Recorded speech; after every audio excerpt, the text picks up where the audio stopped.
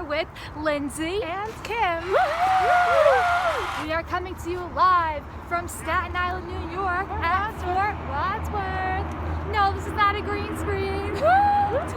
Okay, enough with the woos. Okay, we are so excited to chat with you today. We're going to talk about curriculums and lessons. Yes. So let's get right to it. Yes. See you later.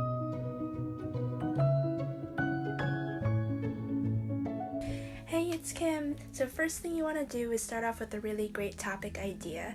When writing a curriculum, you definitely want to pick something that you would be interested in teaching, but also, more importantly, what the client would be interested in learning. Remember to have your clients in mind. You want to write about something intriguing, involving, very engaging, educational, and fun.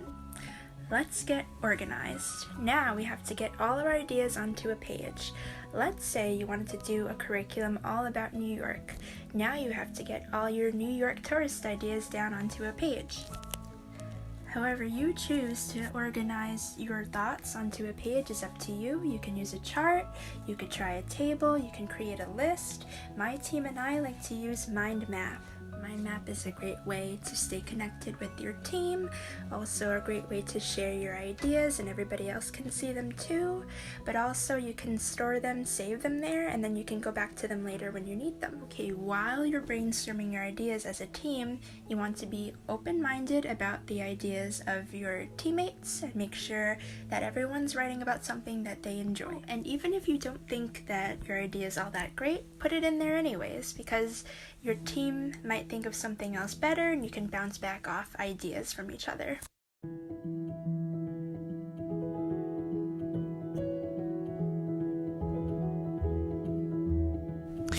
Okay, so as you can see, we came up with a mind map.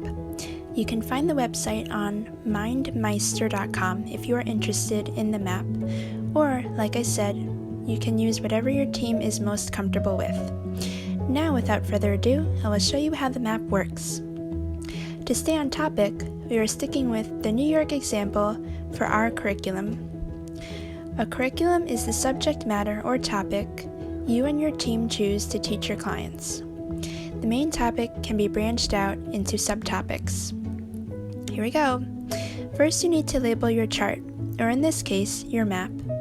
We titled ours New York. We did that by clicking on the center bubble and typing it in. Next is the fun collaborative brainstorming part. Here is where you add subtopics. You want to get any lesson idea you think you or your teammate or your client would be interested in and jot it down. You can do this by right-clicking anywhere on the map, then click New Topic and type it in. Some ideas we came up with are Empire State Building, Broadway, Times Square, Central Park, and Manhattan museums. You can also attach subtopics that go together by holding down the left click and dragging it to wherever you want it to go. The next thing my team and I like to do once we have finished brainstorming and we jotted down all our ideas is we start divvying up the lessons. We do this by picking our favorite ones to write about, and we try to pick a different subtopic than our other team members have chosen.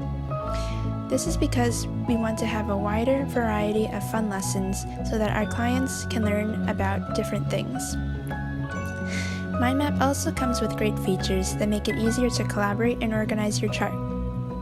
You can invite and share the map amongst teammates by simply sending them the link or typing in their email into the Share tab on the bottom left corner of the screen. Another cool feature is located in this colorful toolbar you see on the right-hand side of your screen.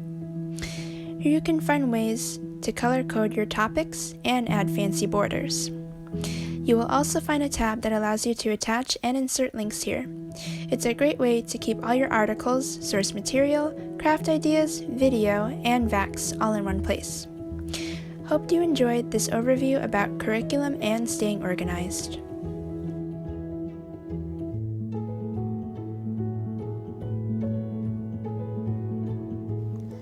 Hey guys, it's me, Lindsay. So now I'm going to show you guys and share with you what my team and I refer to when creating our lessons. Now, this is something that will make lesson writing easier for you and will also help make sure you have everything that you need to incorporate into the lesson. Now, before I get started, I just want to remind you to always make sure you are creating age-appropriate lessons for your client. Okay, so let's get started. As you can see here, we have the lesson checklist, and the first thing that it mentions is the title. We don't want to pick a title that only relates to one part of the lesson. So try to be creative and pick a title that relates to the whole lesson. And of course, under the title, you want to put your name because we want to see who the lesson is by. Then we have the materials list, which will be under your name.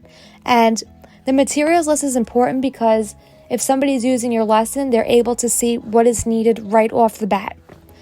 Then we want to make sure we have 3 spell words per chunk, a minimum of 2 known questions per chunk, semi-open questions, math number questions, prior knowledge questions, open-ended questions, your vactivity, and you should have at least 1 or more vacs in your lesson. The creative writing question, which is at the end of your lesson, right before the references, 5 to 7 keywords per chunk, and you want to make sure you also have words that are defined that you might think are challenging for your client or new vocabulary for your client. When you have the definition for that word, you can put it in parentheses next to the word. You want to also make sure that the font is in Arial and that the font is in the color black for the chunks and the font is the size 14. Then your line spacing has to be set as 1 or single spaced. It doesn't matter. It's the same thing.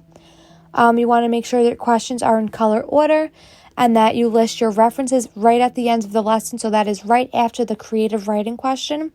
And then you want to make sure that your known, semi-open, and math questions are answered in caps in the color black font.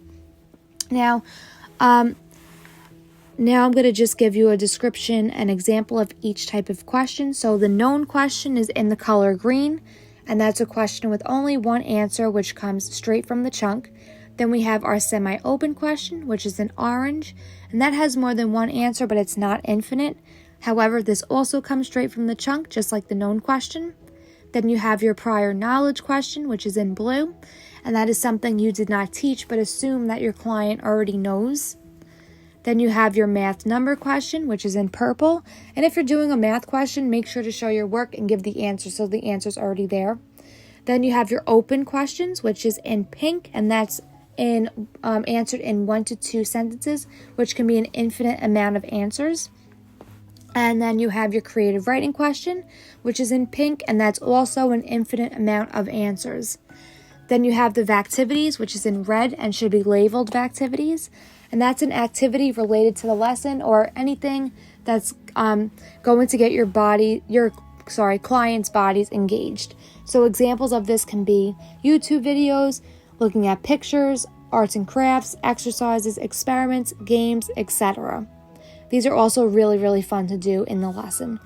Then some examples of keywords are names of people and places, numbers and dates, new vocabulary, main idea words, and words that are hard to spell.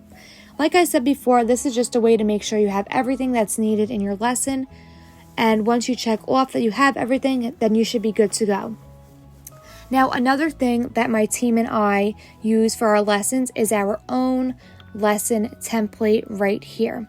Now, this is easy because you could basically fill in the blanks. So as you can see here, we have the title. You just put your name under the title. You have your materials list. Your first chunk is here. Then all of the questions are in color order already, so you just have to fill in the questions. And also make sure that you're getting all the questions needed. Then we're just going to scroll down here to our last chunk. And as you can see right here, after the last chunk, you put the creative writing question. And then after that, you put your reference list below. Now, this is great to have on Google Drive because, or Google Doc, sorry, this is a Google Doc. Because what you could do is you can actually make multiple copies of this lesson template. So whenever you create a lesson, you don't have to keep creating the template over and over. So what you could do is go all the way up to File. So we're going to press File, press Make a Copy, and then it should say Copy Documents, and then you're going to press OK. And then it's loading. As you can see here, you have your own copy of the lesson template, and you can make as many as you want of those. So that's just easier to fill out and have for each of your lessons that you're making. Now, hopefully these tips help you out while creating your lessons and that it was easy to follow. I'm sure you will do great while writing your lessons. You got this, and you will do an awesome job. We hope you enjoyed watching and listening to how our team puts together curriculum and lessons in our own creative way. We really enjoyed getting to share all of this with you, and hopefully you were able to learn something new. Have a fantabulous day, and don't forget, Presume that competence. Goodbye. Good.